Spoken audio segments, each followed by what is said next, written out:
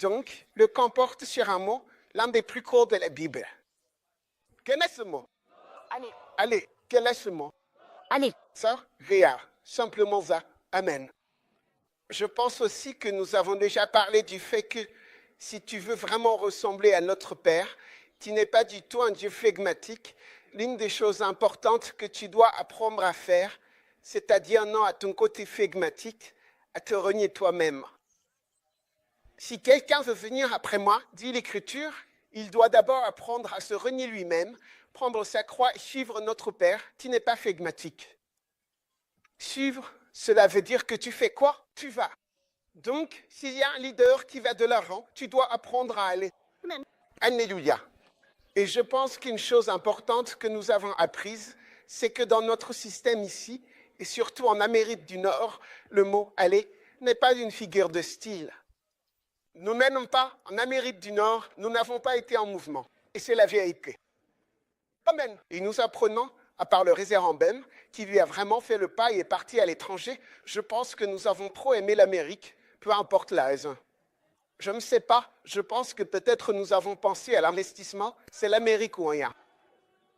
Je veux dire, je suis venu en Amérique et quand on me dit d'y aller, qu'est-ce que ça veut dire? Aller où? Je pense que c'est vraiment dommage. Aujourd'hui, nous avons appris qu'il faut partir. Je pense qu'il y a un esprit flegmatique en Amérique en ce qui concerne le fait d'avancer spirituellement. Quand nous arrivons, nous ne partons plus. Nous restons, même quand nous n'avons pas de papier, nous voulons rester. Même quand la police nous poursuit, nous voulons rester. Même quand nous n'avons pas d'argent, nous voulons rester. Ouais. Certaines personnes viennent en Amérique et investissent beaucoup d'argent dans toutes sortes d'endroits, toutes sortes de choses. Et puis, quand on demande à quelqu'un, avec tous les investissements que tu as au Ghana, pourquoi tu galères ici? Tout ce que la personne a entendu, c'est un mot part. Et beaucoup de ceux qui sont partis, ils ont réussi. Eh bien, quand il s'agit du ministère, je pense que cela nous arrive aussi. Ouais. Nous n'avons pas besoin d'être poursuivis par la police. Alléluia. Nous n'en avons pas besoin. Donc, cet esprit de ne pas partir, je pense que, comme l'a dit l'évêque, beaucoup de jeunes ont appris de ceux qui ont osé avancer. Amen. Oui, c'est la vérité. Et je pense qu'une écriture, tel prêtre, tel peuple, est en train de se manifester. Je pense que la plus grande repentance doit venir de nous tous qui avons vraiment commencé, que tous les pasteurs principaux disent, nous nous repentons, nous nous repentons. Pasteur Pina, maintenant, nous nous repentons. Amen. Oui. Donc, je pense que cet esprit, c'est de cela que parle l'évêque. Il n'est pas en train d'être figuratif, ce n'est pas un mot métaphorique. C'est une exhortation directe, c'est une question d'écriture. Si nous sommes chrétiens, la chose la plus basique que nous devons faire, c'est de faire ce que notre Père a dit, c'est-à-dire d'y aller et de suivre notre Père, notre Dieu, qui n'est pas flegmatique. Une personne flegmatique reste assise et se sent à l'aise là où elle est. Elle n'a pas l'habitude de bouger. Le mouvement la dérange. Le mouvement est un problème, le mouvement est quelque chose de grand, un grand ajustement, c'est une difficulté. Est-ce que j'ai mangé? Tu vois, tu m'avais demandé, est-ce que j'ai mangé? C'est exactement de cela que parlait l'évêque. As-tu mangé? Tu n'es pas fatigué? Ah, quel est ton problème? Quel est ton problème? Ah.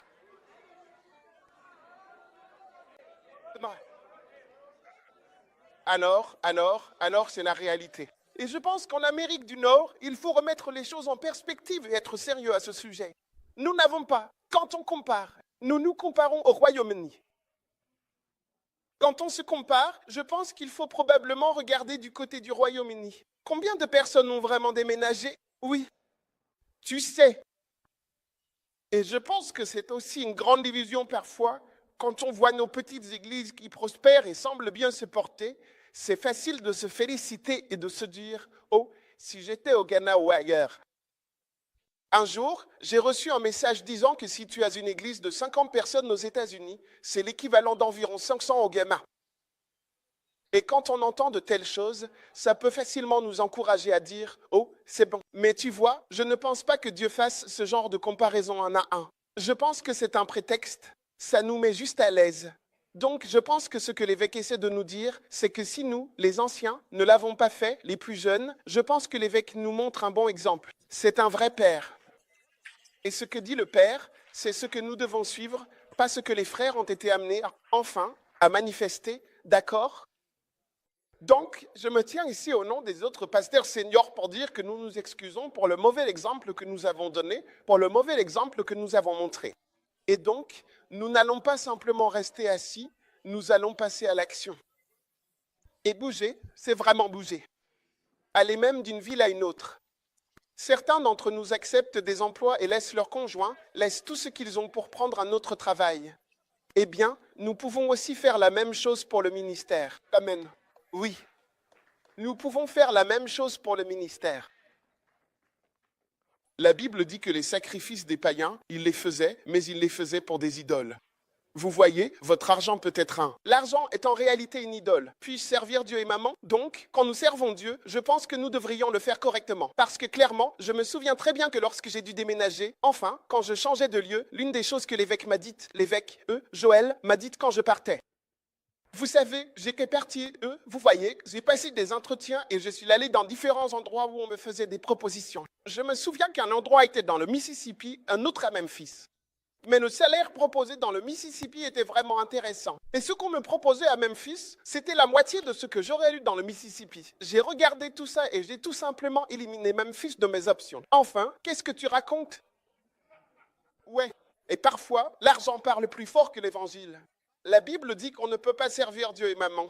Si nous avons pris la décision de servir Dieu, je pense que Lighthouse, nous sommes un ministère. L'exemple, le plus grand exemple, a été donné par l'évêque sur ce qu'il faut faire. Et donc, si nous faisons cela, surtout en tant qu'homme ministre, je pense que nous sommes vraiment bénis de pouvoir être comptés dans le ministère, quelque chose qui n'est pas courant ailleurs. Et donc, quand on nous envoie ou qu'on nous demande d'y aller, je pense qu'on nous envoie vers une bénédiction. Amen. Ouais, on nous envoie vers une bénédiction. Comme l'Écriture le dit, Dieu n'est pas injuste pour oublier notre travail et notre œuvre d'amour.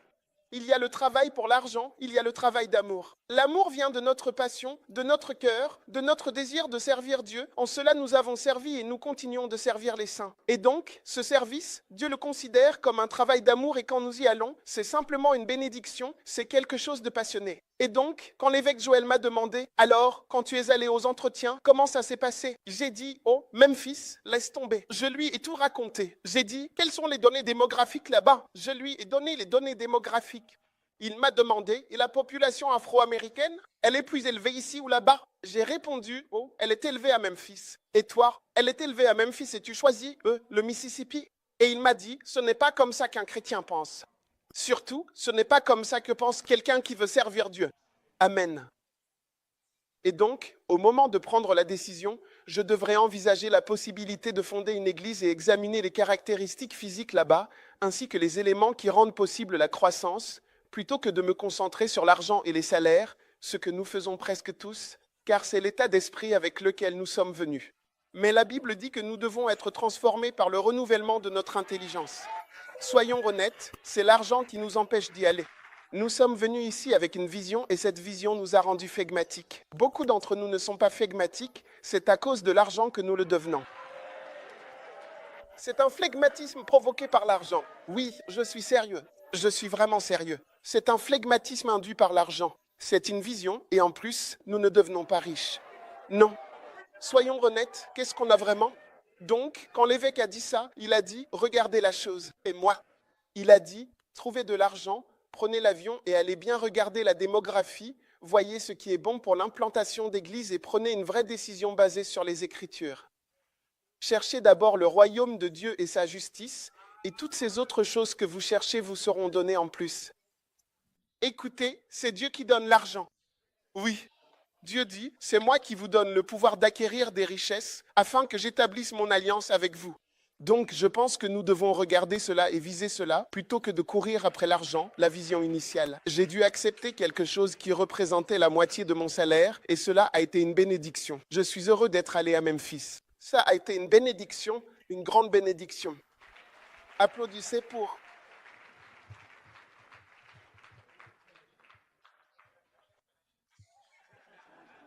Oh, non, mais tu sais, donc, je dis juste que, après avoir examiné la démographie et la possibilité d'implanter une église, c'est ça qui a motivé la décision. Et parfois, il faut faire quelques sacrifices. Mesdames et messieurs, j'ai sacrifié, accepté la moitié du salaire. La moitié. Même quand j'expliquais, le gars n'y croyait pas. Puis j'ai entendu une voix me dire, écoute, ne regarde pas l'argent. Regarde ce que tu peux faire pour le Seigneur. Quand j'ai accepté cela, écoute, j'ai été plus béni en acceptant la moitié du salaire pour être à Memphis que si j'étais parti au sud. Allons-y, ne cherchons pas l'argent au nom de Jésus. C'est en lui que nous vivons. En lui que nous bougeons. Très bien. Quelqu'un a fait quelque chose juste là. Tu sais ce que tu as fait? Qui a fait ça? Tu as découvert ce que tu as fait. D'accord, super. En lui, nous vivons. Et bougez. Et nous avons nos prêtres. Amen. Maintenant, Dieu veut que nous soyons toujours en mouvement. D'accord? Parce qu'il y a un mouvement inhérent. Dans tout service que nous rendons à Dieu, il y aura toujours un certain mouvement dedans. Donc, le flegmatisme n'est pas compatible avec l'œuvre de Dieu dans le christianisme. Le flegmatique veut s'allonger. Il ne veut pas bouger. Il veut se reposer. Donc, les flegmatiques sont têtus. Ils ont le tempérament le plus agréable. Les flegmatiques sont le tempérament le plus agréable. Donc, quand tu interagis avec un flegmatique, tu te sens toujours heureux parce qu'il semble toujours aller dans ton sens et jamais parce que rien ne les perturbe. Ils attendent. Un homme n'a jamais vu ça avant. L'homme saute sur du fer, l'homme mâche. L'homme a déjà mâché du fer. Alors, quel est le problème? Demain est là, demain viendra. Donc, les flegmatiques sont les plus faciles à vivre au début. Quand il s'agit de fusionner des vies. Quand tu fusionnes ta vie avec quelqu'un, il y a moins de chances que ce soit violent, que la fusion de vos vies soit dramatique. Parce que tu as rencontré un flegmatique à qui rien ne fait souci. Tu comprends? Au fond du cœur, on se dit, regarde, demain est là, tout ira bien. Diadraf, diadraf, ce qui est pétri est pétri. Tout va s'arranger. Il y en a un autre, Atata quelque chose. Ils ont un Hakuna Matata. Hakuna Matata.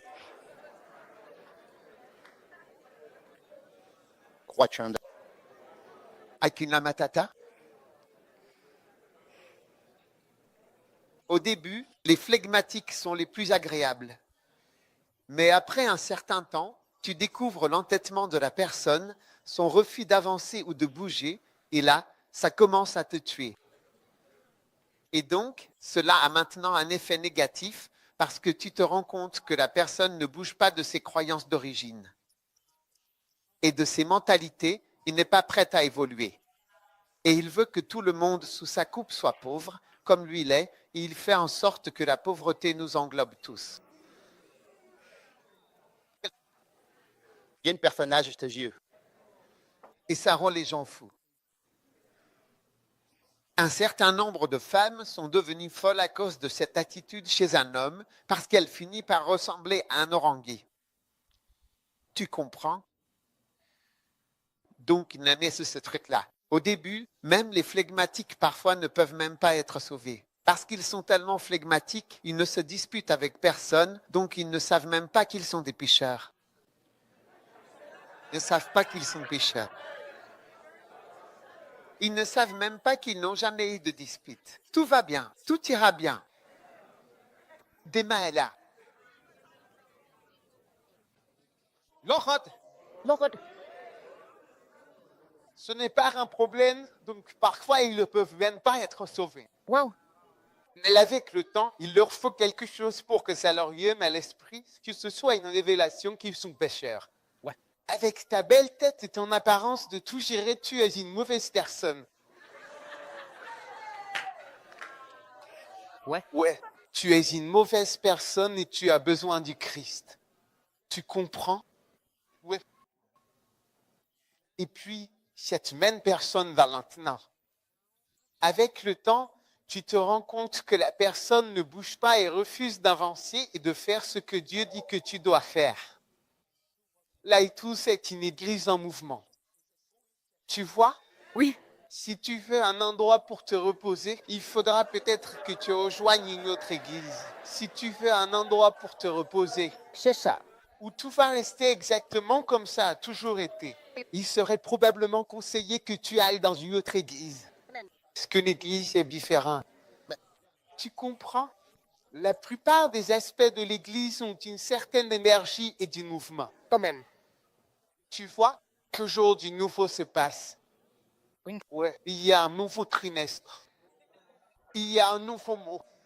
Il y a un nouveau type de réunion. Il y a un nouveau groupe. Il y a quelque chose de nouveau qui arrive. À lui, nous bougeons. Petit comme Ouais. à lui, nous reposons. Amen. Allez, nous nous allongeons, nous nous asseyons. Non, c'est pas lui que nous avançons. Ouais. Donc, tu dois être prêt à bouger. Wow. Tu vois? Alors, le dernier point, c'est qu'il faut y aller. Nous devons avancer si nous voulons rester proches du Saint-Esprit. Puissant. Sans avancer, tu ne restes pas proche du Saint-Esprit. Parce que qu'est-ce que la Bible dit à propos du Saint-Esprit? Et l'Esprit se mouvait à la surface de la terre et Dieu dit que la lumière soit. Donc, le Saint-Esprit se déplace. En fait, la seule façon de voir la présence du Saint-Esprit, c'est quand il agit. Ça va. Parce que le Saint-Esprit est comme le vent. Tu ne peux pas voir le vent. Non. Que tu vois le vent. Non. Mais tu peux voir les effets du vent. Oui. Tu ne peux pas voir le Saint-Esprit, mais tu peux voir ses effets. Dans ma vie, tu ne peux pas voir le Saint-Esprit. Tu ne peux pas voir le Saint-Esprit. Regarde-moi. Ce n'est pas facile de voir l'Esprit de Dieu sur quelqu'un, mais tu peux voir les effets de l'Esprit sur la personne. C'est grave. Tu peux voir l'effet. J'ai parlé de l'onction que Dieu a déposée sur ma vie il y a de nombreuses années, il y a 25 ans. Et j'ai raconté comment Dieu m'a touché avec son onction, vous savez, dans une ville qui s'appelle Suom, qui se trouve au Ghana. D'accord? J'étais à la faculté de médecine. Est-ce que je peux avoir le volume au maximum? Le volume à fond, s'il vous plaît. Et quand je suis allé dans cette ville, vous savez, j'avais du travail à faire. Et quand je faisais ce travail,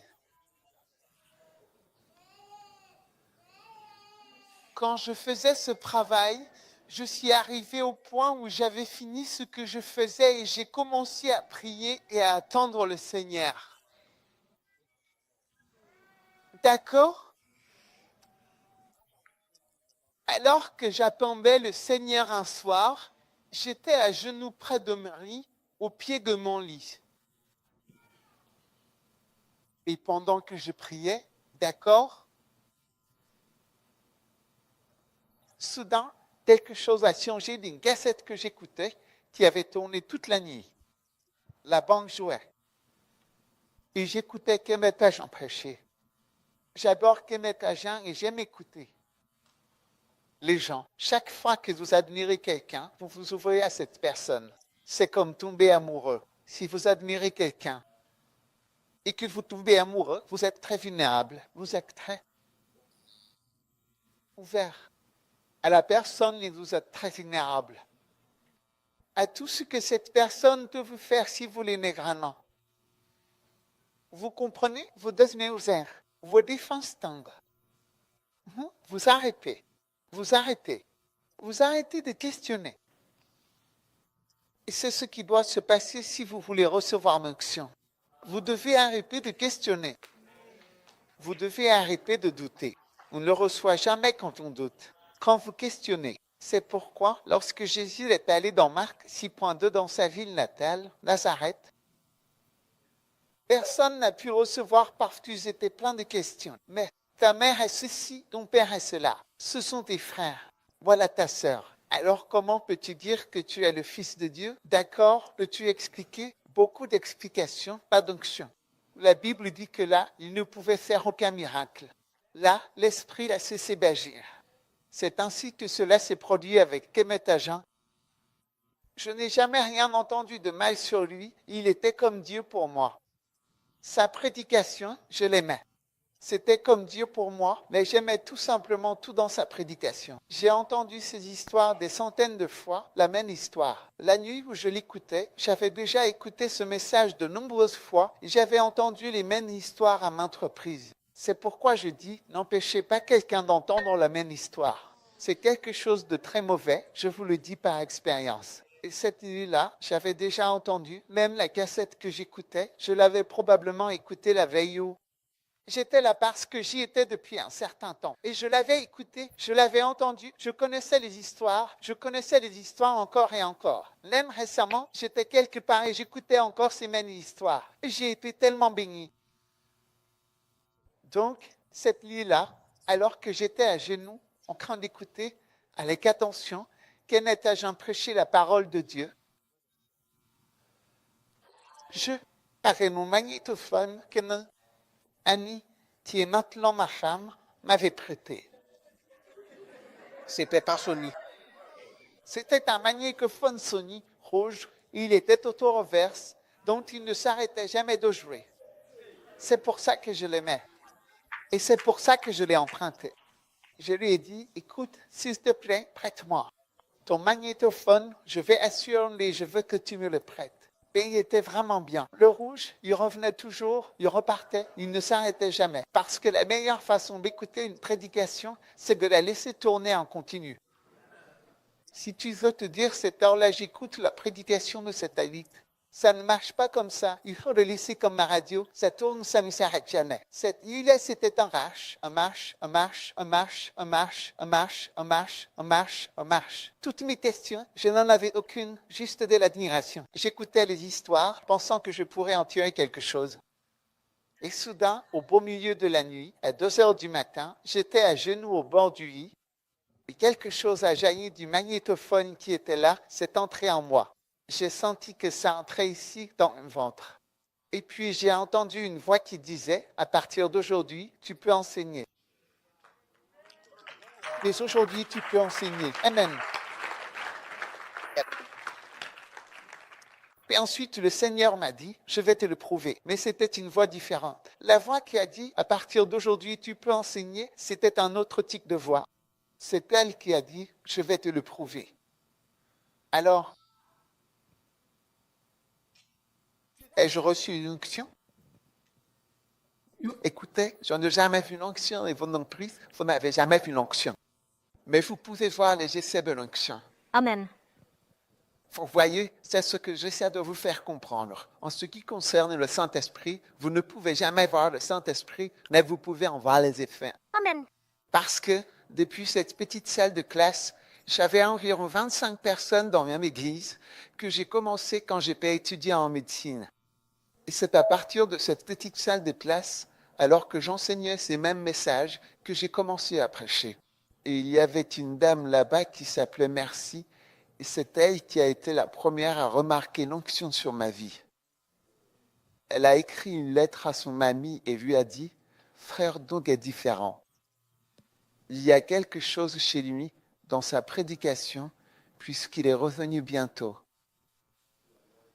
Oui.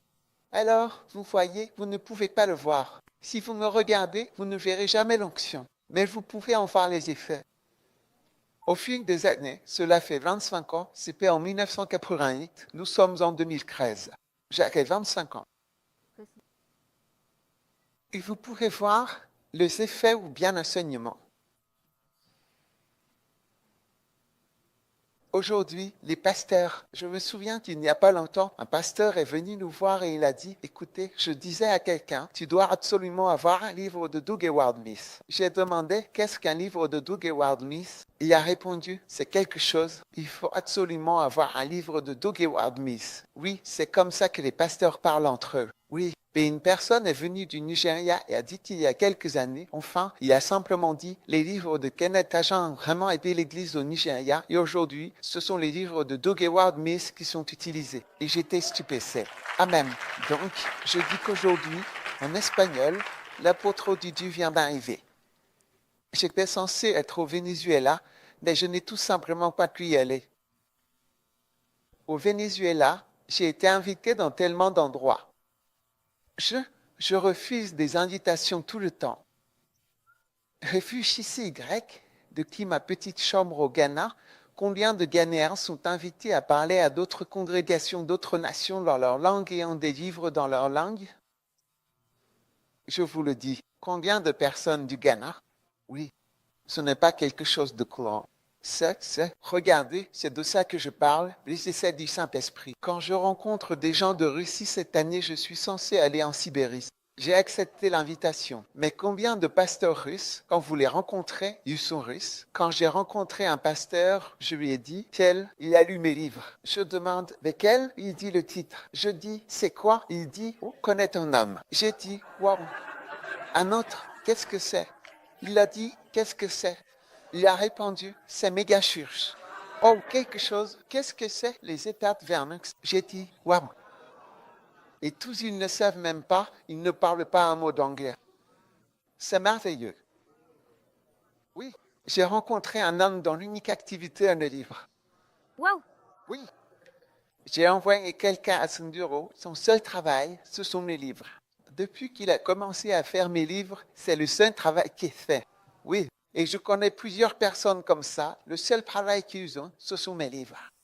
C'est leur activité.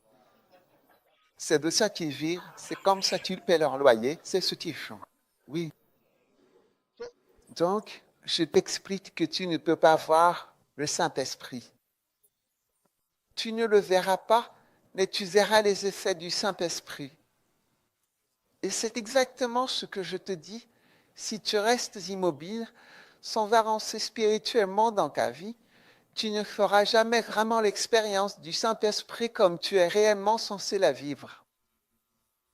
Mais si tu bouges, parce qu'il est toujours en mouvement, le Saint-Esprit bouge, tu verras bientôt un effet. Amen. Oh, oui, tu verras bientôt un effet du Saint-Esprit dans ta vie que tu ne vois pas maintenant. Et certains diront, comment savoir si je suis proche du Saint-Esprit? Par les essais. Par les essais. Par les essais qu'elle produit.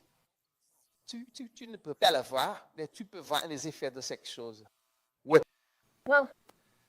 Quand j'ai commencé à chercher l'onction, tu sais, pour la croissance de l'Église, comment serais-je que pour la croissance de l'Église, Dieu m'a donné une onction pour la croissance de l'Église. Je ne peux pas la voir. Je ne peux pas la voir, mais je peux voir ces effets. Ouais. Ouais. Et quand je regarde partout, je peux le voir. Donc, je te dis que si tu veux que le Saint-Esprit soit dans ta vie et proche de toi, alors tu dois être en mouvement. Dieu est un Dieu qui va de l'avant, et l'Esprit est un esprit qui se meut. Amen. Amen. Amen. Alors, tu dois bouger. Maintenant, la plupart des appels commencent quand tu es jeune. La plupart des appels Ouais. commencent quand tu es jeune. En fait, dans la Bible, les gens étaient appelés avant même leur naissance. Des personnes étaient appelées dans le ventre de leur mère. Des personnes étaient appelées dès l'enfance. Donc, tu vois beaucoup de jeunes que Dieu a appelés. Ne méprise pas cela. Amen. Il y a un grand avantage à être jeune. Amen. Il y a un très très grand avantage à être jeune. Il n'y a qu'une seule difficulté à être jeune. Et la seule difficulté pour un jeune, ce sont les passions de la jeunesse. Amen. C'est le seul problème. Tu n'as qu'un seul problème. Mais une personne présagée a plus de cet autre problème en plus de celui-là. Ouais. Amen. Même sur les passions de jeunesse, il y a celle de la vieillesse. Ouais. Amen. Il a les passions de la vieillesse. Et en plus des passions de la vieillesse, il a tellement d'autres problèmes qui sont venus dans sa vie.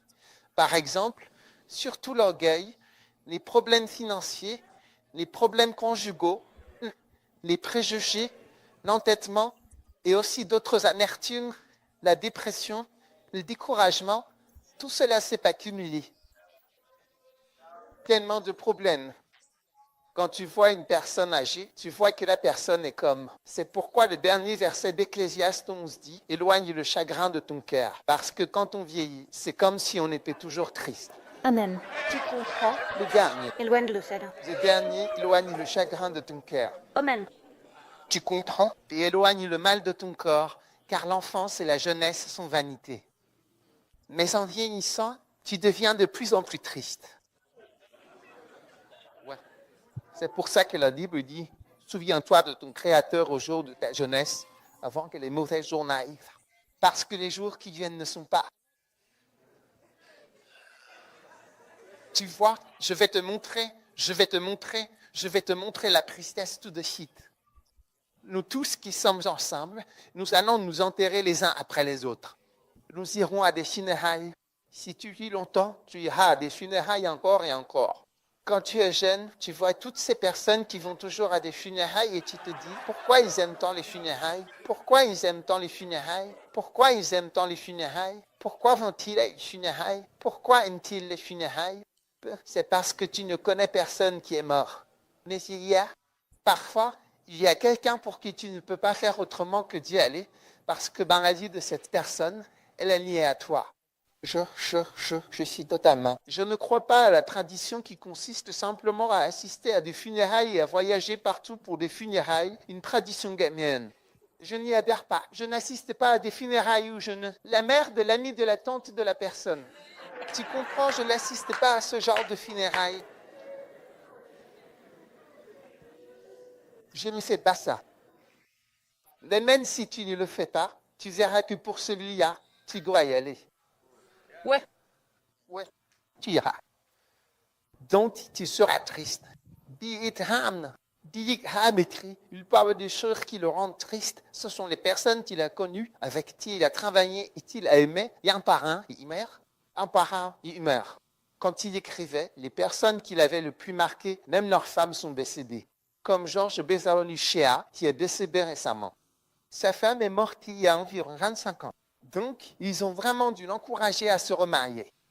Alors, il a épousé l'une des membres de l'équipe. Et puis, l'autre homme qui le présente tout le temps, sa femme, elle aussi est décédée.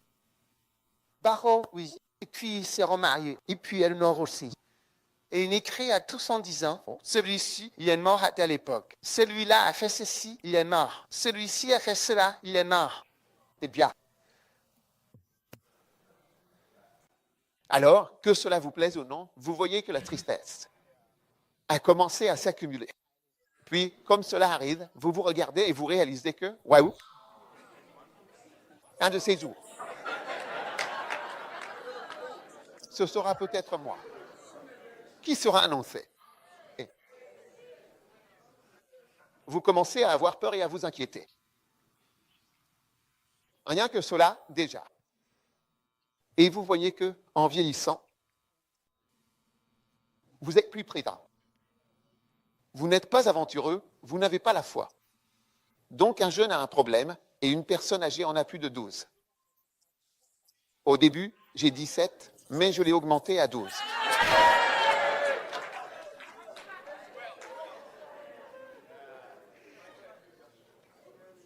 Regardez, le découragement est un esprit très puissant. Le découragement.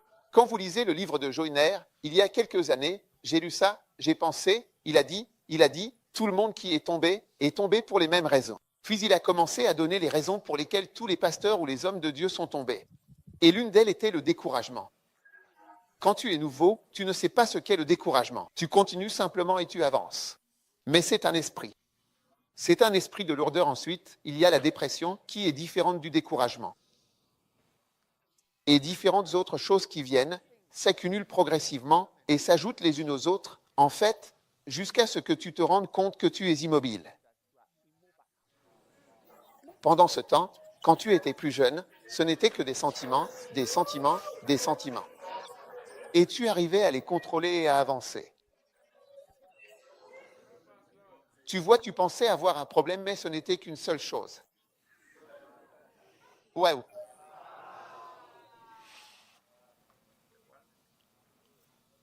Donc, Dieu appelle souvent les gens quand ils sont jeunes. Et je veux que tu saches, les gens ont besoin du Seigneur. Les gens ont besoin de toi. Alors tu ferais mieux d'obéir. Cela fait 25 ans. Quand j'ai eu 50 ans, les gens ne savaient pas pourquoi je remerciais Dieu. Je remerciais Dieu pour quelque chose. Tu sais, ce pourquoi je remerciais Dieu, c'est que je suis devenu pasteur à l'âge de 25 ans. Et la Bible dit qu'un lévite doit servir de l'âge de 25 à 50 ans. Voilà. Donc je disais merci au Seigneur de m'avoir permis de servir pendant tout un cycle. Oui, un cycle lévitique. Le cycle de ce qu'un pasteur ou un prêtre est censé faire de 25 jusqu'à 50 ans. Ensuite, après 50 ans, il prescrit autre chose qu'ils sont censés faire, mais pas seulement cela. J'ai 50 ans. Tu comprends? Et même comme ça, tu n'as pas besoin de le dire souvent. 50, c'est beaucoup, tu comprends?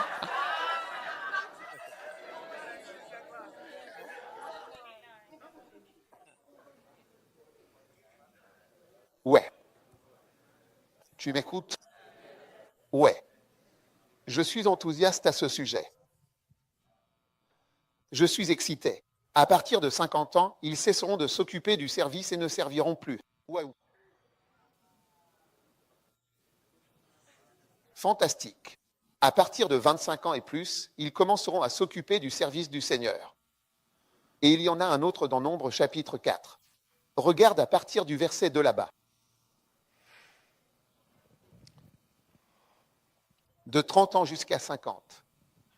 Tu vois, je vais entrer et aller au verset 4.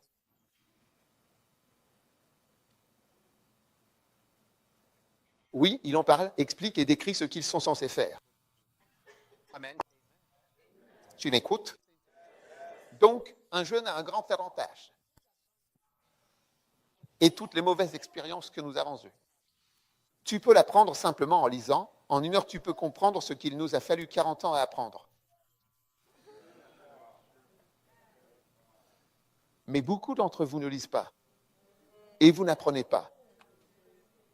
Et donc, vous allez passer exactement par le même cycle que certains d'entre nous ont vécu. Et ce ne sera pas mieux pour vous. En fait, certains d'entre vous vont même vivre pire. Waouh. Dieu a parlé à mon cœur au sujet de l'Amérique du Sud. C'est pour ça que je parle autant. Dieu a parlé à mon cœur au sujet de l'Amérique du Sud. Et avec vous, sans vous. Je vais faire ce que le Seigneur m'a dit de faire. Avec toi ou sans toi. Non, non, n'applaudissez pas encore. N'applaudissez pas encore. Avec toi ou sans toi. Avec ton passeport américain ou sans lui. Alors continuez à regarder. Ouais. Parce qu'il y a quelque temps, j'ai senti que le Seigneur me disait « Va en Amérique du Sud ». Mais récemment, le Seigneur m'a de nouveau dit « Va ».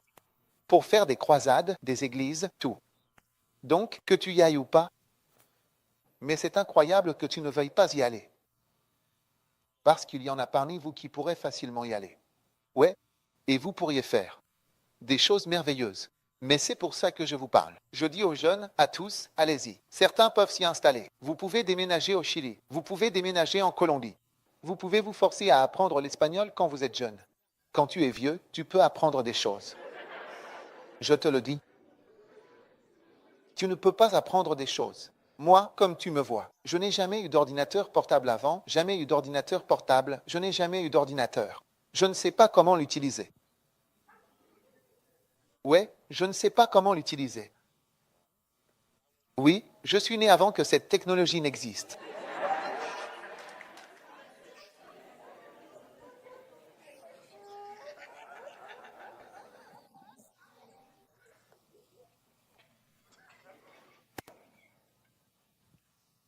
Mais je suis très high-tech.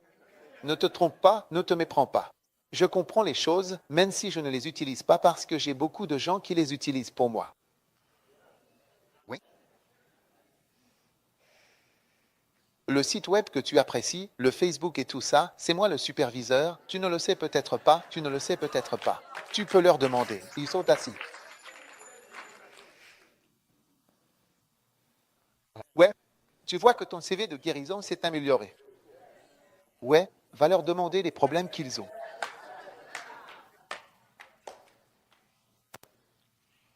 Alors, mesdames et messieurs, je partage cela avec vous. Pour vous dire. Pour vous dire ou pour vous encourager à y aller. Oui, j'ai rencontré un homme à l'UN, au Paraguay, qui venait d'Amérique. Ils avaient une immense église là-bas. Dieu l'a envoyé là-bas. Et il est américain. Et il m'a dit, pourquoi devrais-je être en Amérique?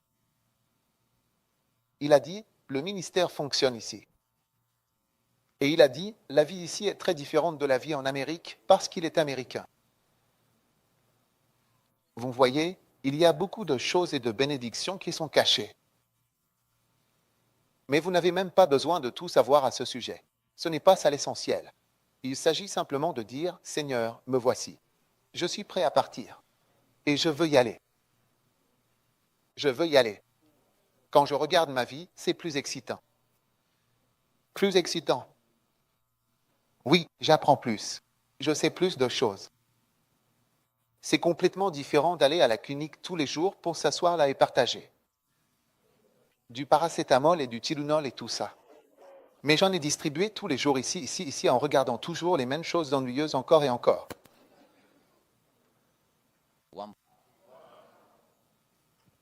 Alors dis-toi dans ton cœur, je suis prêt à partir. Et ne t'attache pas. Et avance. Quand Dieu t'appelle maintenant, pars maintenant.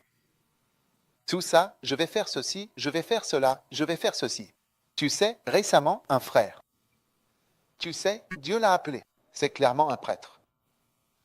Tu sais, il ne partait jamais, il ne faisait jamais ceci, quelque chose comme ça. Puis soudain, on lui a diagnostiqué, tu sais, une maladie qui arrive à un certain âge. Quand j'ai appris ça, j'ai dit, waouh, c'est surprenant. Je suis étonné d'entendre ça. Et j'ai réalisé qu'au fil des années, mon frère vieillit.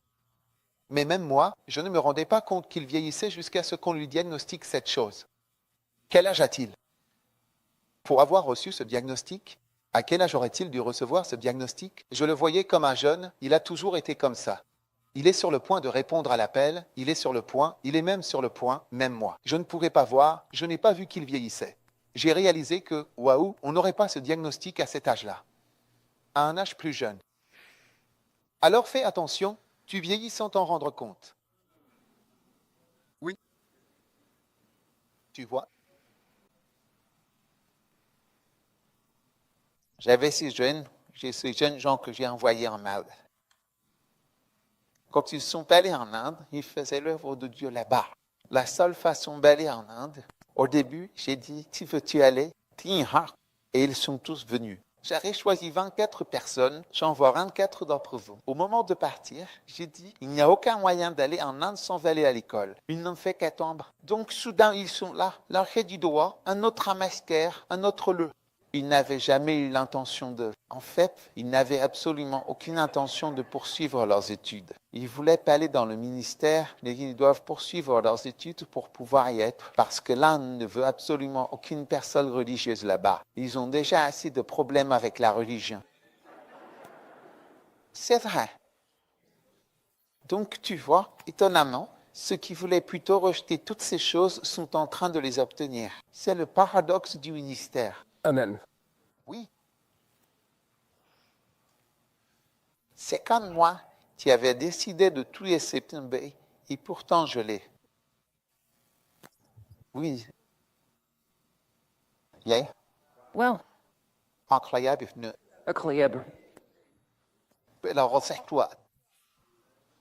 Offre-toi à Dieu tôt et maintenant parce que c'est ce que dit le Saint-Esprit. Vous savez, je n'aurais pas parlé de tout cela avec vous parce que normalement, quand je viens en Amérique, je ne dis pas toutes ces choses.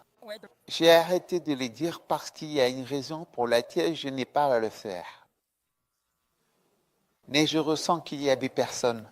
Amen. Oui. Satan. Pas d'applaudissements, ne prenez pas cela à la légère. J'ai ressenti de la légèreté. Je ne veux pas de ça pour ce sujet en particulier, s'il vous plaît, je vous en supplie. S'il vous plaît. Ce n'est pas quelque chose de léger. Je suis très sérieux à ce sujet et Dieu l'a aussi. Oui, vous applaudissez, vous criez et personne ne fait rien. Ce n'est pas ça le but. Oui. Écoutez ce que j'ai dit parce que je ne voulais pas le dire. Je dis quelque chose de merveilleux, c'est une invitation, c'est une offre. Ce n'est pas un avertissement, ce n'est pas une menace. C'est une invitation. C'est une invitation pleine d'amour du Seigneur à nous tous pour que nous puissions tous faire plus, que nous puissions aller plus loin dans nos vies. Amen. Amen. Merci pour vos applaudissements. Et dire, Isaac, vous êtes engagé. Oh. Isaac, vous êtes engagé. Oh. Ça ne nous rend pas heureux. Cela ne nous rend pas heureux. Écoutez le Saint-Esprit. Dieu veut que ces chaises soient toutes occupées. Chacune de ces chaises pourrait représenter un pays, une nation, des personnes sauvées. Les gens ont besoin de Jésus. Les gens ont besoin du Seigneur. Et Dieu vous bénira lorsque vous écouterez ces paroles. Je m'adresse surtout aux plus jeunes. Je parle aux plus jeunes. Certains d'entre vous diront, je vais à l'université pour apprendre l'espagnol, mais pas parce que vous êtes espagnol. Vous voulez faire l'œuvre de Dieu, alors vous y allez. Certains d'entre vous diront, je vais faire une licence en je ne sais quoi. Nous pouvons vous envoyer dans différents endroits. Oui, vous voyez, l'une des raisons pour lesquelles les gens n'entrent pas dans le ministère, c'est parce que la Bible dit, ne recherchez pas les choses élevées. Mais nous sommes tellement préoccupés par les choses élevées, par notre position dans les choses élevées.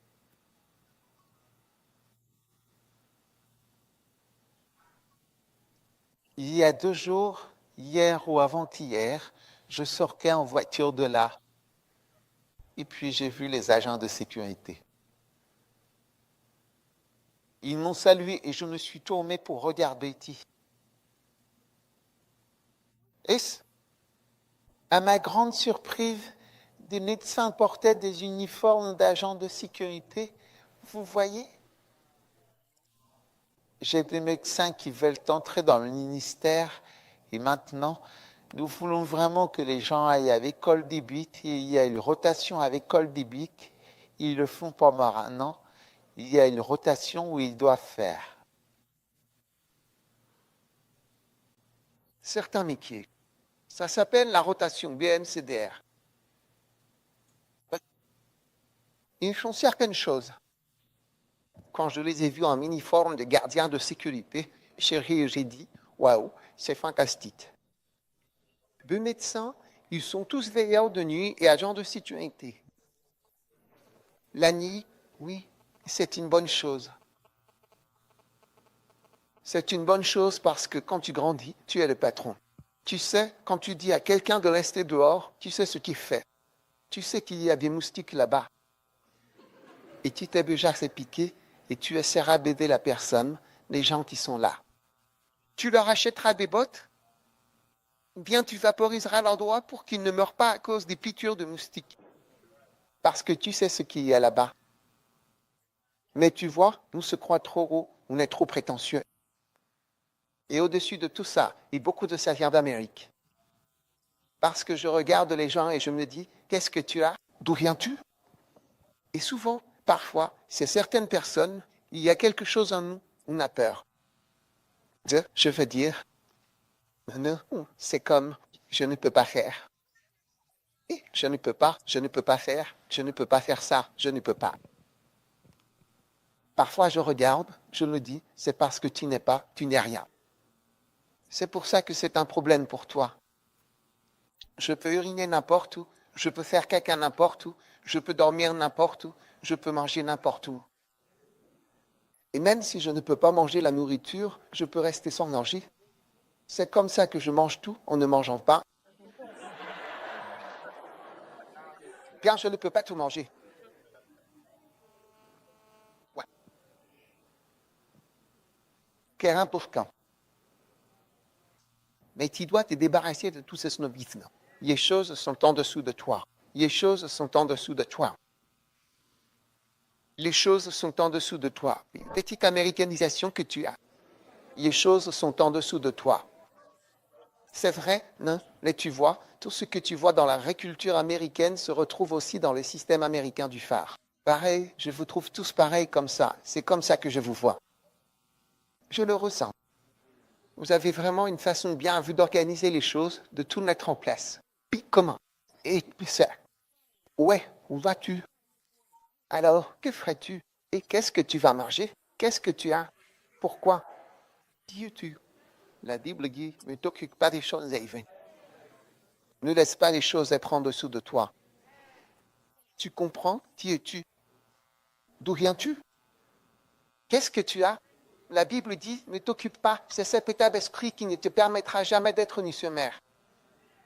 À cause de la sécurité, alors que nous prêchons la sécurité. Et toute église vous prêche qui renoncera à sa vie et ira mourir pour le Seigneur. Je ne changerai jamais ce message. Je vous l'ai dit, je ne le changerai jamais. Si tu penses que je vais le changer, tu ferais mieux de rejoindre une autre. Ça m'est égal si tu quittes l'église. Ouais. Ça m'est égal si tu pars. Tu peux partir si ça ne te plaît pas. Mais quand je lis ma Bible, je peux voir ce que je lis. C'est écrit là. Ne recherchez pas les choses élevées, mais ayez de la considération pour les gens de condition modeste. Descends vers les gens ordinaires. Tu vois? J'ai besoin d'un. Tu as un sac en plastique? Un petit sac en plastique? Ouais. C'est un grand sac? Ouais. Qu'est-ce qu'il y a dedans? Tu en as un autre? Avez-vous un? D'accord, celui-là. Est-ce qu'il a une poignée? Non, je n'ai pas de poignée. Oui, donne-moi.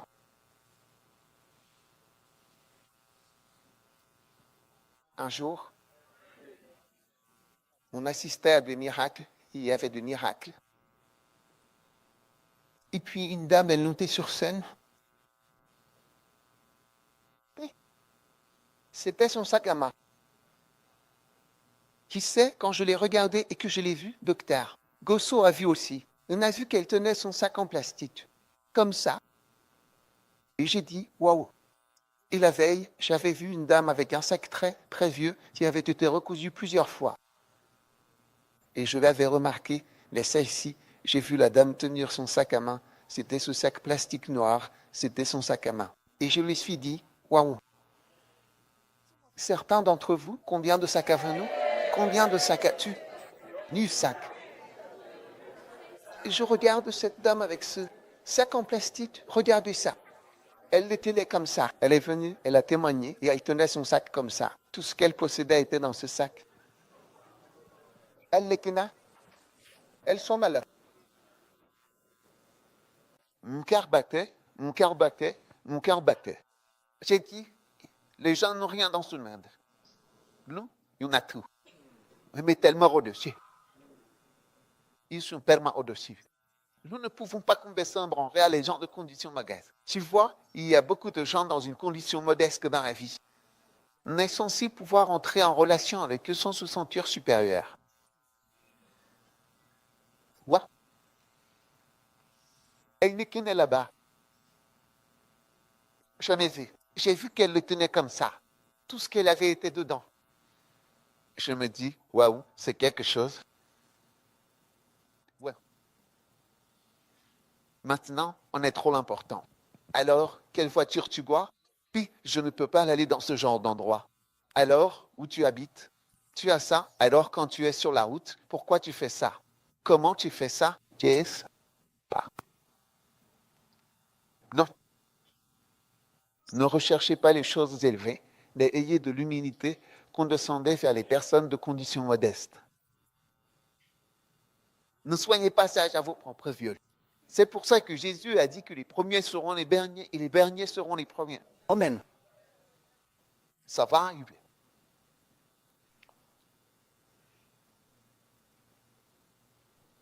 Tu m'écoutes? Oui. Ouais. Dans le monde, peux-tu aller si tu es trop important? Parce que la plupart des gens dans le monde sont modestes. Peut-être que tu ne le sais pas. 90% du monde est modeste. Regarde, si le monde entier était composé de 100 personnes, seulement 5 d'entre elles viendraient d'Amérique. Seulement 5. Si le monde entier comptait 100 personnes, 5 de ces personnes viendraient de cette Amérique. Et même en Amérique, beaucoup de gens n'ont pas d'argent. C'est vrai. En Amérique même, C'est comparable. c'est de gens de l'argent. Donc, si tu es si hautain, la majorité des instructions de Dieu ne s'appliquent pas à toi car, accommode-toi aux gens modestes, la majorité des gens sont modestes et la majorité des missions s'adressent à eux. Quand iras-tu vers ces gens modestes? Jamais. D'accord? Donc, ce sont des gens, je t'avais dit, qui n'ont rien. Et Dieu nous a appelés à aller vers ces gens. Amen. Et je ne me lasserai jamais de prêcher là-dessus. Amen. Amen. Aimons-nous voir. Combien ça veut être proche du Saint-Esprit? Oui. Proche du Saint-Esprit. Laissons-nous guider par le Saint-Esprit. Et il va nous bénir. Amen.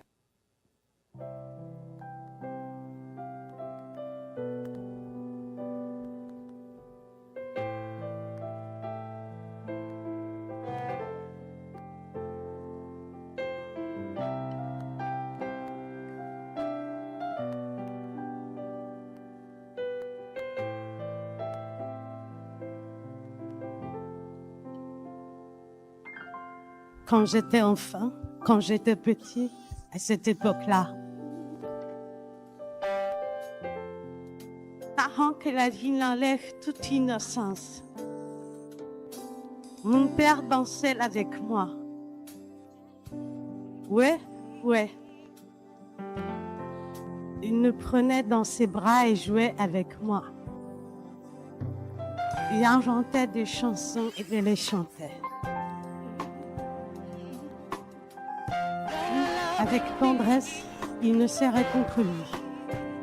Et je savais avec certitude, je me sentais profondément que j'étais aimée, vraiment aimée. Si je pouvais avoir une autre chance, juste une chance de plus, rien qu'une fois. Une autre promenade encore, une autre danse avec lui, une danse de plus à ses côtés. Je jouerais une chanson qui ne finirait jamais. Comme j'aimerais tant danser à nouveau avec mon père. Hop. Ouais.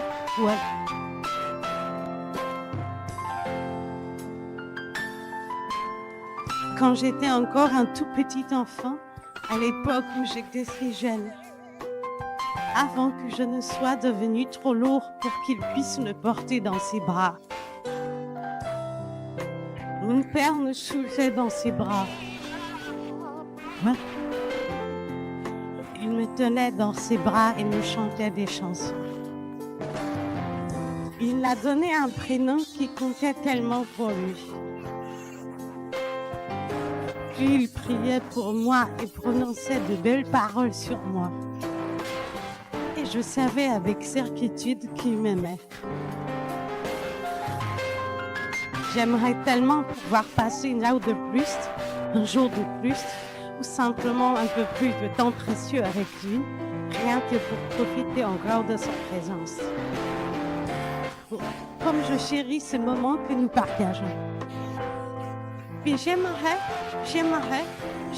tant danser à nouveau avec mon père. Ouais. Ouais.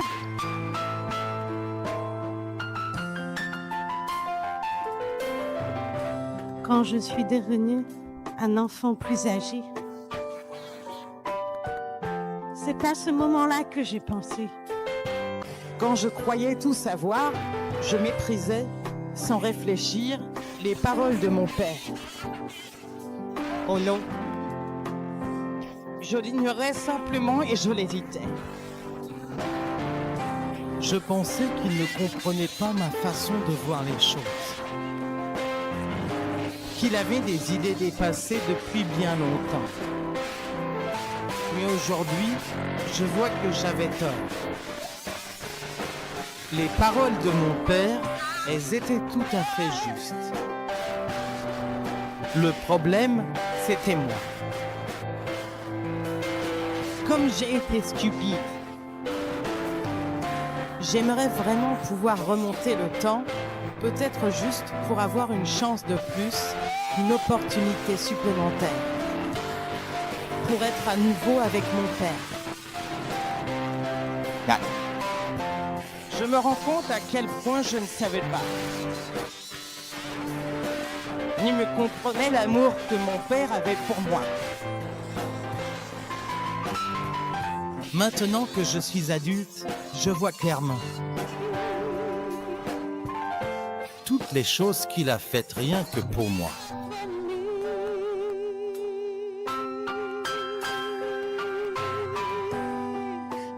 Non.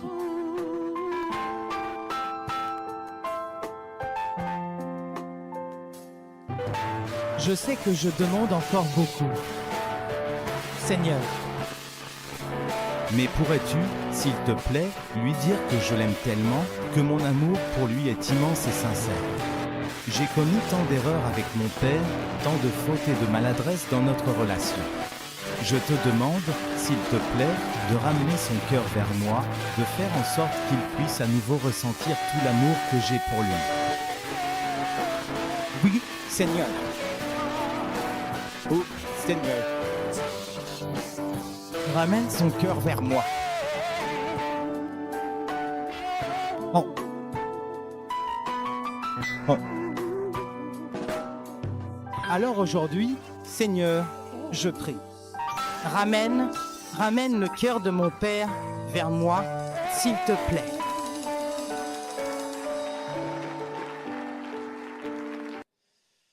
D'accord. Maintenant, laissez-moi juste vous donner un point, puis nous allons faire une offrande et nous partirons.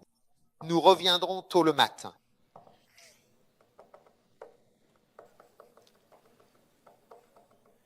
Dieu a dit 22 fois que nous devons y aller.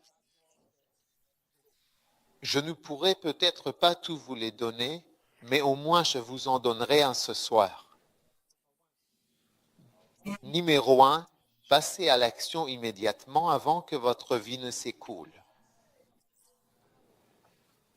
Nombre 13h30.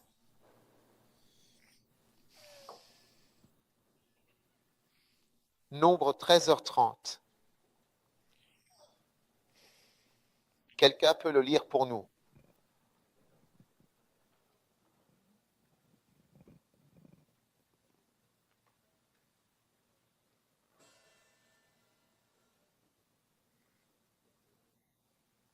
Est-ce que quelqu'un lit pour nous? Et Caleb fit taire le peuple devant Moïse et dit, montons tout de suite. Amen. Amen. Et emparons-nous-en, car nous en serons absolument capables. Donc, il faut aussi y aller tout de suite, sans plus attendre, dès maintenant. Tout de suite. Quand doit-on aller?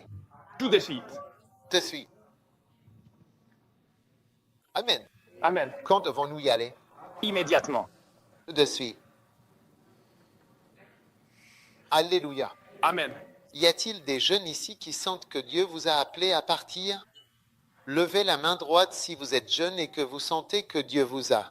Une jeune femme ici, une jeune femme ici, une jeune femme là-bas. Vous voyez, une jeune femme ici. 4. Vous voyez, et les filles. Alors, quand vous voyez des filles travailler pour Dieu, Ne les critiquez jamais avant que Dieu n'enlève votre. Qu'il ne vous arrache la langue de la bouche. Je vous le dis, avant que Dieu ne vous arrache la langue de la bouche. Y a-t-il un jeune ici qui aimerait partir? Et 4 filles lèvent la main. 1, 2, 3, 4. Aucun garçon, aucun homme ne lève la main. Oui, oui, mais vous voyez, je l'ai vu plus tard. C'est venu plus tard. Bon livre. One.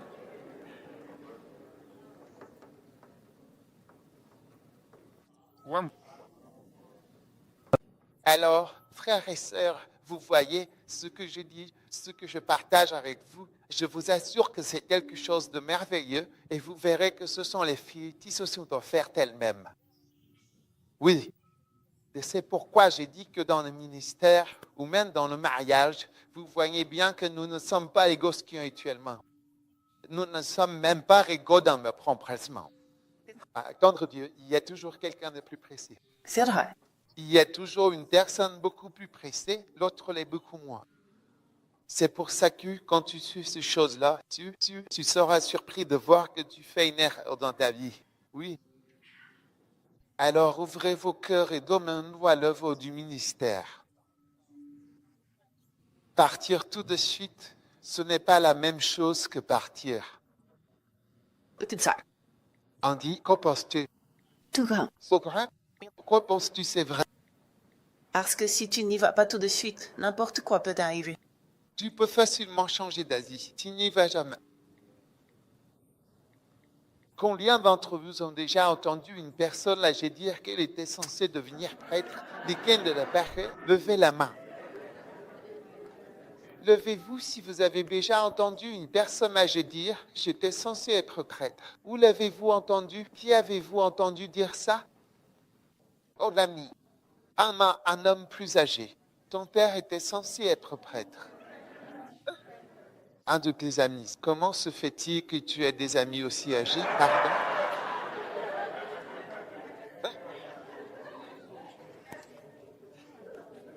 Un ami que parents. Oui. Par quels parents tu connaissais ce vieux? Qui connais-tu? Anani, un parent dans l'année. Un parent d'un ami a dit qu'il était censé être quoi? Prêtre. De toi. Ton oncle veut devenir prêtre. Et toi? Un ami à l'église. Un ami à l'église. Qui d'autre connaît quelqu'un? Qui connais-tu? Un ami, laisse-toi, je veux voir. De toi. Frérot, mon prof. Ton professeur. Ton professeur est professeur de quoi? Par exemple, sciences politiques. Sciences Paul. Sciences politiques ou à l'université? Oui. Wow, et il a dit qu'il allait devenir quoi? J'ai dit qu'il devait être prêtre, mais finalement, il est devenu professeur. Bien. Et toi? Policier. Un policier. Il devait être prêtre. Oui. C'est qui police? Tu le connais d'où?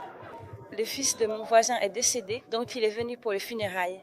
Et puis il a fait un discours et il disait ça. Et après la cérémonie, je lui ai dit que c'était puissant. Tu sais, tu pourrais être un prédicateur. Et il a dit, en fait, j'étais censé faire ça, mais je me suis enfui. Au lieu d'être prêtre, il devint policier. Et toi? Ma tante. Ma tante. Ta tante. Quelqu'un d'autre? Laissez la main, laisse la main. Je veux voir, il y a du monde. Qui est-ce? Qui était-ce? Mon manque. Tu en manques. Quelqu'un d'autre? Vous êtes si nombreux. Son père, mon beau-père. Qui connais-tu? Patron au travail. Ton quoi? Mon patron, l'ami de mon père est notaire. Devenir quoi? Prêtre. Faux. Quelqu'un d'autre connaît quelqu'un? Levez-vous s'il vous plaît. C'est trop difficile de se lever. J'ai du mal à faire lever les gens. Si vous ne pouvez pas, ne vous levez pas. J'en manque. Qui connais-tu? Ton père. Qui d'autre? Y a-t-il quelqu'un d'autre? Oui. Ma mère et mon oncle. Ta mère et ton oncle. Là, j'ai vu beaucoup plus de manœuvres ici. Qui a levé la main? Ah, tu as changé d'avis. Tu ne voulais pas te lever. Assieds-toi si tu ne veux pas te lever. Assieds-toi. Mais tu vois, beaucoup de gens là, tu vois, enfin, ils voulaient être des saints. Ce côté, je suis censé faire quelque chose. Mais ils ne le font pas. Ensuite, la vie prend le dessus. Et puis, au final, ça m'arrive jamais. C'est pour ça qu'y aller tout de suite, c'est différent que d'y aller tout court. Alors apprenez-le. Et pour ceux d'entre vous qui sont plus âgés, certains diront peut-être à la fin de leur vie, oh, tu sais, j'étais censé faire ça, mais j'ai fait ça. Vous pouvez simplement être une bénédiction en encourageant les autres à faire ce que vous n'avez pas pu faire. Parce que qu'a dit Jésus? Les œuvres que je fais, vous ferez des œuvres plus grandes que celles que j'ai faites. Donc, nous devrions tous viser à ce que nos enfants accomplissent de plus grandes œuvres. Amen.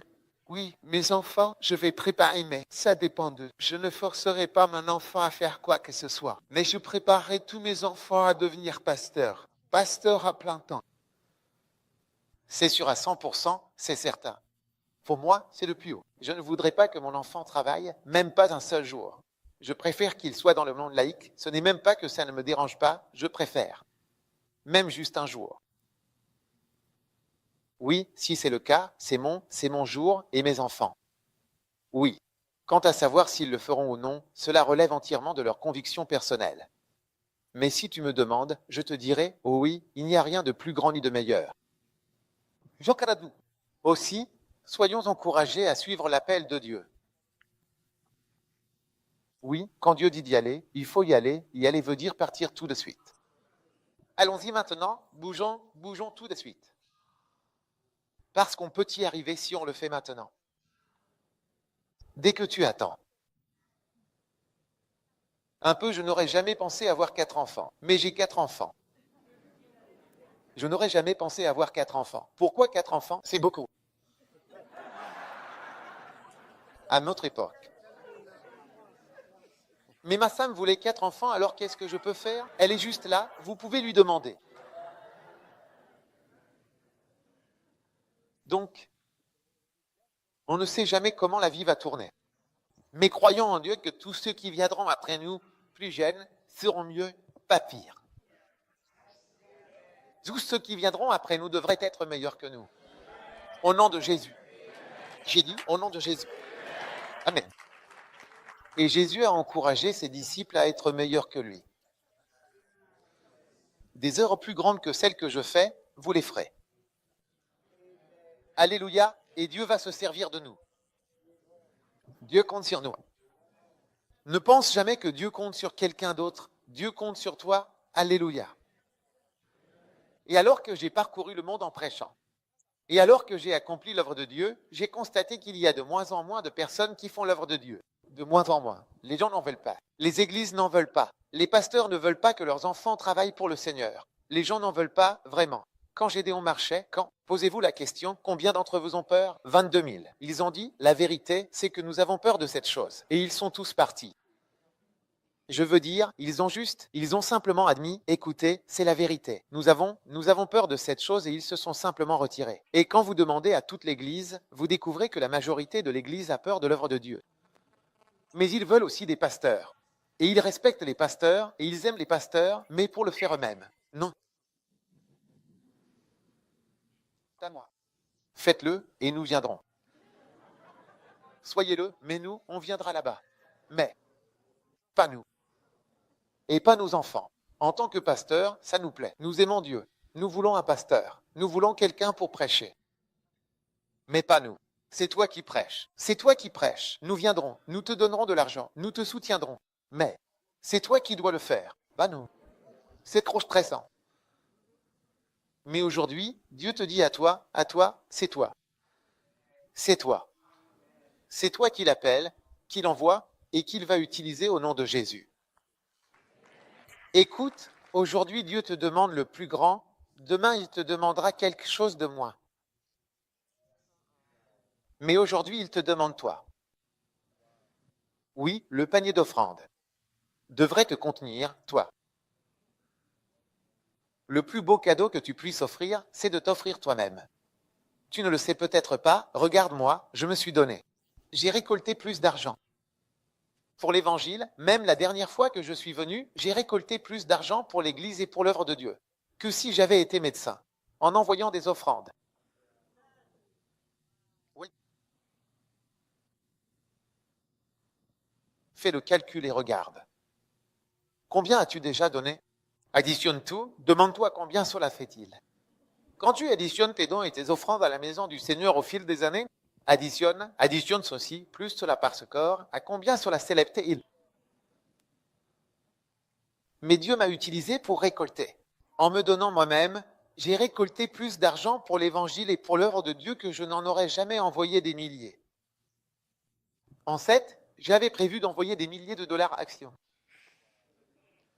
Oui, Action, tu sais, j'avais l'habitude d'aller à l'église là-bas. Action, centre d'action. Je vais leur envoyer des milliers.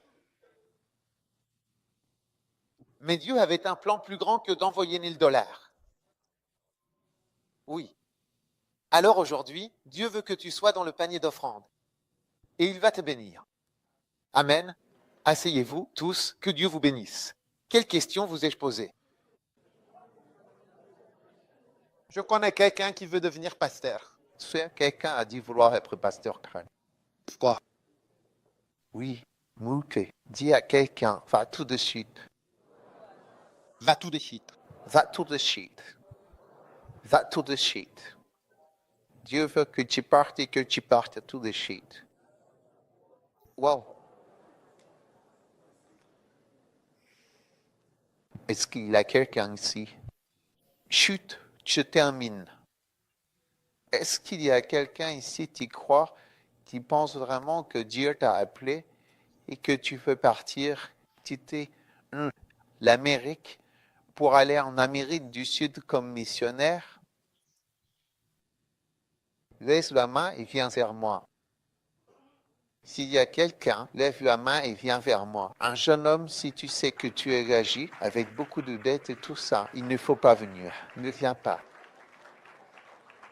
Retourne-toi et fais-moi face.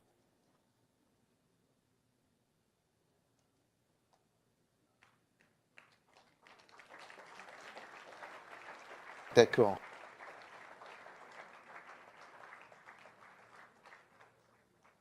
Trois jeunes hommes. 4. Quant aux dames, quand le mariage arrive, alors là, ça devient question. C'est vrai? Tu es vraiment sérieux? Oui. Tu as un passeport américain? Américain? Oui. Américain? Américain? Américain? Oui. Dieu peut t'utiliser. Regarde, vous êtes encore pris en boîte. Dieu t'appelle. Je te donne quelques secondes pour y rejoindre maintenant. Viens vite. 1, 2, 3, 4. 1, 2, 3, 4. Venez.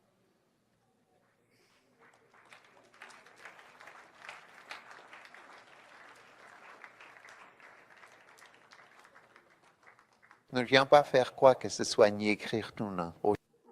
C'est juste un appel à l'hôtel. C'est juste un appel à l'hôtel.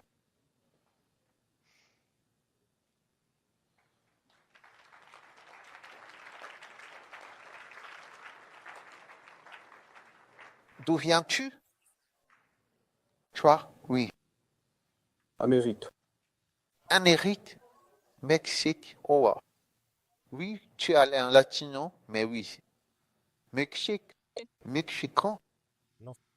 Chihuahua, Chihuahua, Mexique. Chihuahua, Chihuahua, d'accord. Très bien.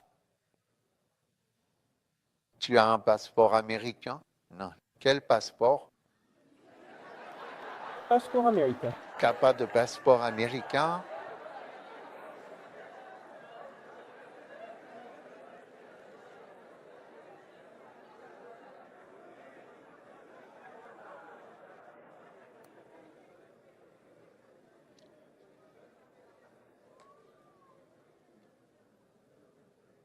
Les éléments et triomphe.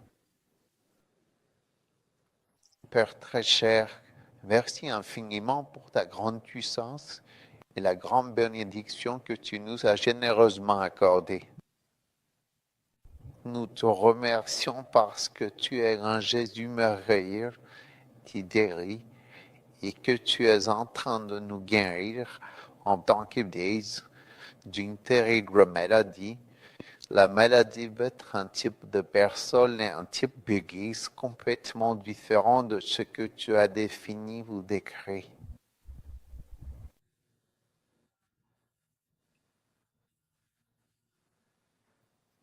Merci pour ta puissance qui repose sur l'Église. Conduis-nous, ô Seigneur, nous te le demandons au nom puissant de Jésus. Et je prie pour toutes les personnes qui attendent que quelqu'un vienne, à qui nous avons attribué un avenir, quelqu'un d'autre ira un jour là-bas, n'est pas nous. Merci parce que tu nous as appelés, nous aussi, et que quelqu'un répondra à l'appel et ira. Je te remercie pour tous ceux qui se sont avancés et je prie pour eux dans l'avenir, Seigneur, afin que tu les utilises et qu'ils soient utilisés pour ta gloire et pour ta grande œuvre. Que cela ne soit pas en vain, je t'en prie, Père. Merci pour ce message qui va dans le monde entier. Tu es un Dieu qui va, un Dieu qui se déplace et tu as appelé des personnes qui iront. Je te remercie, Seigneur. Au nom de Jésus, Amen. Amen. Asseyez-vous. Merci, que Dieu vous bénisse. Notre première dame est ici ce soir et je ne pensais pas.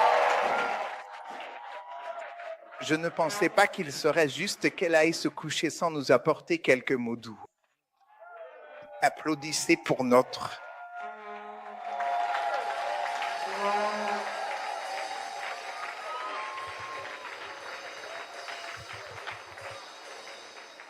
S'il vous plaît, avant que la douceur ne commence, ne restez pas dehors. Dites à votre voisin qu'il parle de vous. 1. Détruit, c'est à cause de toi qu'il dit ça. Maintenant, applaudissez pour la douceur. S'il vous plaît, veuillez vous asseoir. Eh bien, bonsoir à tous. Je ne sais pas si c'est bonne nuit ou bonsoir, mais je crois que je lutte un peu contre le décalage horaire et j'espère que demain, je l'aurai surmonté. L'évêque a eu un emploi du temps vraiment chargé. Et il a été absent de la maison plus longtemps que jamais. Vous voyez, donc, il a fallu la grâce de Dieu et c'est aussi l'une des raisons pour lesquelles je suis ici, pour rattraper le temps perdu.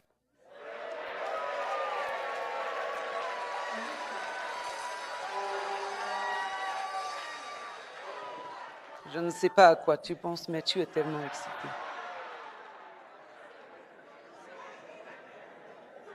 Et je sais qu'immédiatement après les croisades, il avait aussi toute une série de programmes, y compris ce passage mouvementé au Venezuela, puis il est venu ici. Et je me suis dit, eh bien, il a annulé ses rendez-vous au Venezuela. Il a encore hésité un peu à venir ici et il t'a quand même choisi. Donc, je pense que tu es spécial. Oui, amen. Et je pense aussi que le message est opportun parce que chaque fois qu'il y a une réunion de missionnaires, personnellement, sans l'exprimer ni communauté avec qui que ce soit, je recherche des missionnaires américains. Je n'en vois jamais. Et donc, ce n'est même pas quelque chose que j'ai dit à l'évêque, mais c'est une réflexion personnelle. Et je prie que, si c'est la peur d'obéir à Dieu, parce qu'il doit bien y avoir certains d'entre nous que Dieu a appelés à un ministère à plein temps. Et donc, si c'est la peur, je prie que Dieu vous aide à surmonter vos craintes et vous encourage à vous lancer en eau profonde. Amen. Et Dieu sera fidèle envers vous, car je pense que nous sommes des témoignages vivants de ce que Dieu peut faire. Oui. Alors je prie que, pendant ces sessions, le Seigneur touche votre cœur endurci, vos cœurs, qu'il vous parle et vous encourage. Que Dieu vous bénisse. C'est toujours une bénédiction d'être parmi vous. Et j'ai été placée sur une nouvelle voie. Amen. Amen. Il y a un nouveau ministère féminin appelé « Elle a fait ce qu'elle a pu », lancé par l'évêque. Et puis, il y a un ministère de jeunesse appelé First Fire. Alors, par la grâce de Dieu, nous avons organisé des conventions au Kodesh, puis à Genève, en Suisse. Et la semaine dernière, j'étais à Kumasi. Et Dieu a été plein de grâce. Donc, je ne sais pas où le vent va me porter, mais je continue à faire confiance à Dieu. Et eux, je prie pour que nous soyons mutuellement fortifiés pendant ces quelques jours et que les sages cherchent toujours Jésus. Quand j'étais avec le pasteur Payne et que certains de ses collaborateurs conduisaient, il aurait voulu voyager avec eux, mais comme je prenais l'avion, il a dû venir avec moi par protocole. Et il m'a dit que cela prendrait 17 heures. Pour les gens de New York, cela prendrait encore plus de temps. Mais le Seigneur dit, si tu me cherches et que tu me cherches de tout ton cœur, pas seulement d'une partie, tu me trouveras. Alors, puissiez-vous trouver Dieu dans ces conférences et que Dieu vous bénisse. Évêque Joël, s'il vous plaît.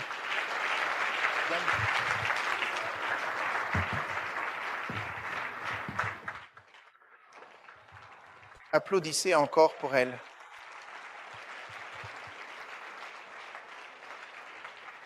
Vraiment puissant.